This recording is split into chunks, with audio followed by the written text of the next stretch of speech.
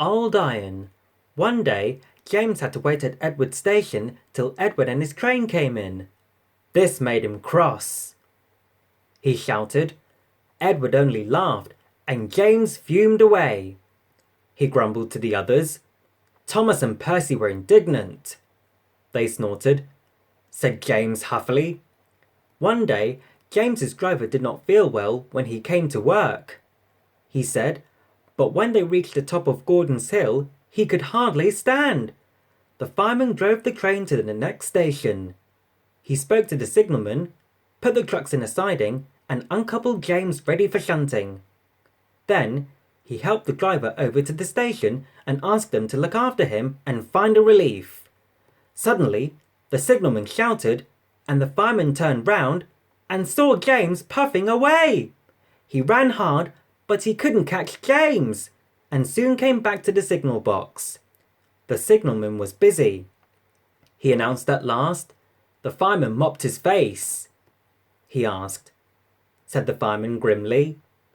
Both men jumped as the telephone rang. Answered the signalman, wondered the fireman. The fireman was ready and waiting when Edward arrived.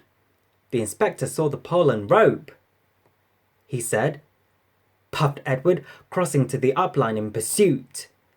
James was laughing as he left the yard. He chuckled to himself. Presently, he missed his driver's hand on the regulator, and then he realized there was no one in his cab.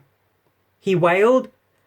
Edward was panting up behind with every ounce of steam he had. With a great effort, he caught up and crept alongside, slowly gaining till his smoke box was level with James's buffer beam. The inspector stood on Edward's front, holding a noose of rope in the crook of the shunter's pole. He was trying to slip it over James's buffer. The engine swayed and lurched. He tried again and again. More than once he nearly fell, but just saved himself. At last! He shouted. He pulled the noose tight and came back to the cab safely.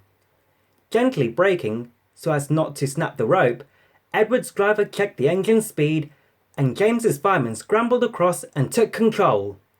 The engines puffed back side by side. Chuckled Edward. Whispered James.